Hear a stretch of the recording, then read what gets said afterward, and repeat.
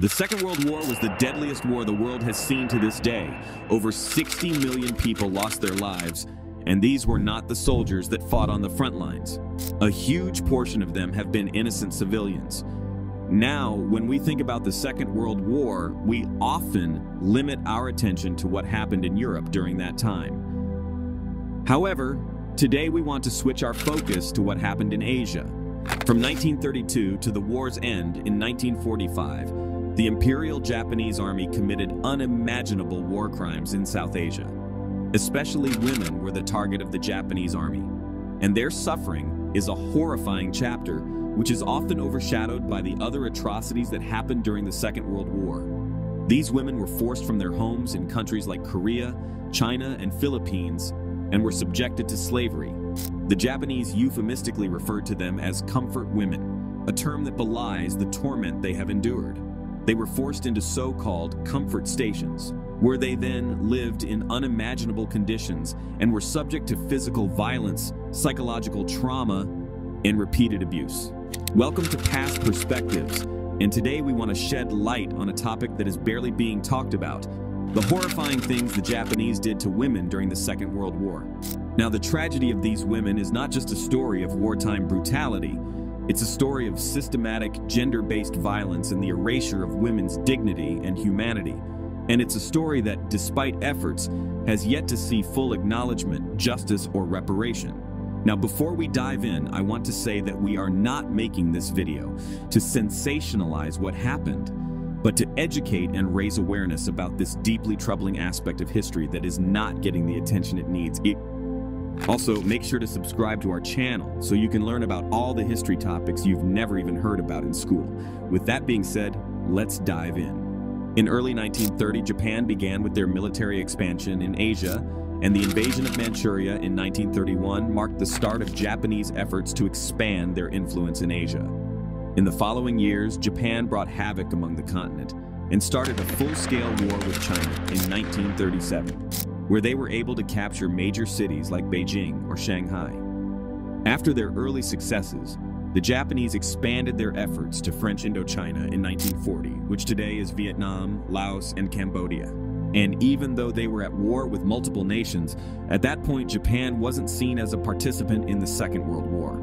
However, this changed after Japan attacked Pearl Harbor in December 1941, and they were propelled into the global conflict. Following the attack on Pearl Harbor, Japan quickly invaded the Philippines, Singapore, Indonesia, and Burma. Their aim was to establish what they called the Greater East Asia Co-Prosperity Sphere. However, these quick expansions led to numerous war crimes, including the ones against women, which we are going to cover today. The atrocities against women already started in the early 1930s as the Imperial Japanese Army started capturing thousands of women against their will. The Japanese called them comfort women, which is an euphemistic expression that refers to women that have been forced into slavery by the Japanese Army during the Second World War. It's a term that in many ways masks the brutal reality these women really had to face. They were not quote-unquote comforting by choice. They were forced, deceived, or abducted into serving into the so-called comfort stations. Now, the term comfort station is another term that is used to describe the places where these women were held. As you can imagine, these were also not stations of comfort, but places where these women have been held hostage and were subject to immense suffering. They were confined in dirty conditions, often in improvised barracks or half-destroyed buildings. They had little to no freedom, were often beaten, and lived in the constant fear of abuse by soldiers. In a lot of accounts, their conditions are compared to the concentration camps at that time. However, they served a different purpose. The majority of these women came from Korea, China, and the Philippines, which all were countries that have been under Japanese occupation or were in close distance to the war front. However, it's important to note that women from other countries like Indonesia, Taiwan, and even some from the Netherlands and Australia were also subjected to this horrifying experience. Now, keep in mind that all of these comfort stations have been organized by the Japanese government at that time, and the reasons behind them were extremely shallow, as everybody, including the Japanese government, knew what was happening there. According to Japanese military documents and statements from that time, there were two primary reasons given. The first one was the prevention of sexual violence by soldiers, and the second one was the control of sexually transmitted diseases. On the surface, these reasons might seem like an attempt to maintain order and discipline among the troops. However, as I said earlier, when you dig deeper, the flaws and moral shortcomings become extremely obvious. Firstly, the idea that forcing women into comfort stations could somehow prevent violence is not just paradoxical, it's deeply flawed and inhumane. I mean, the act of capturing women, abducting them, and forcing them into comfort stations is already a form of violence.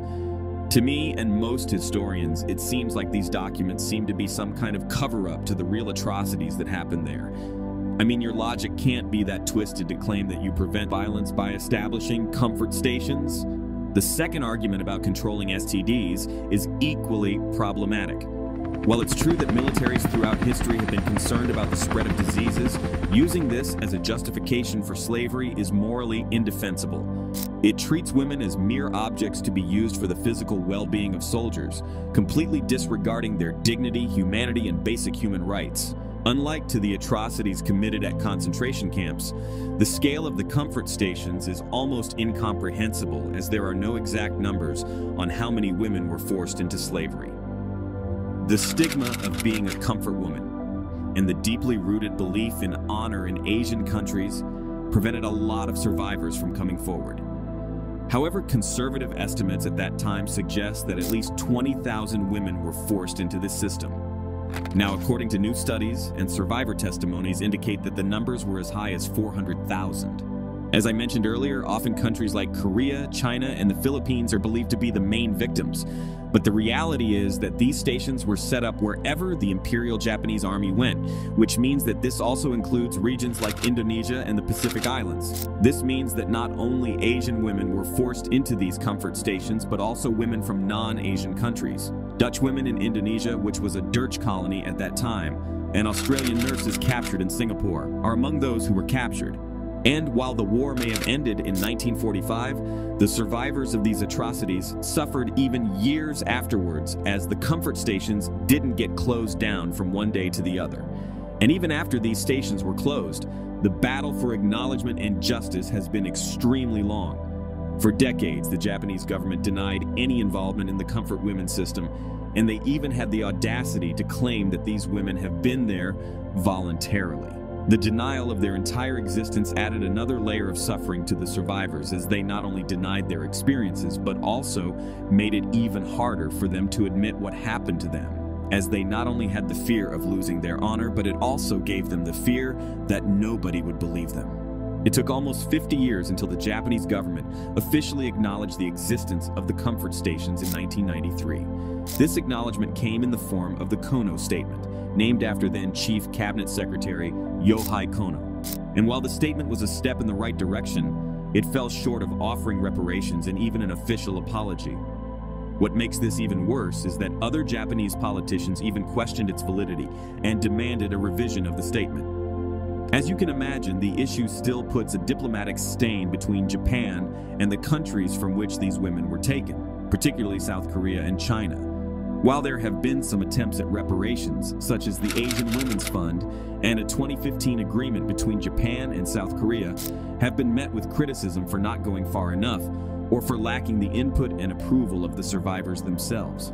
And even if there has been some kind of reparations offered, this doesn't change the physical and psychological aftermath these women had to suffer. And even more importantly, most of the victims wouldn't have gotten anything out of it, as it was 50 years later. And even the end of the comfort system wasn't the end of their nightmare. Many survivors have reported experiencing post-traumatic stress disorder, depression, and severe anxiety, which made it hard for women to be reintegrated into society and live normal lives. Returning home was also far from a release for these women. In many cases, they were met with social exclusion and shame, rather than support and understanding. This also made it impossible for many women to marry or even rejoin their families. Therefore, many of them chose to live in seclusion.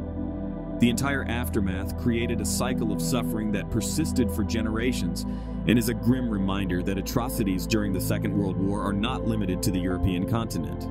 As we close this video, let's ensure that their stories remain a part of our collective memory. Thank you for joining us today at Past Perspectives, and don't forget to subscribe to our channel if you want to learn about all the history topics you've never even heard about in history. Also, don't forget to check out the video you can see on the screen right now. And with that being said, Thanks for watching, and until next time.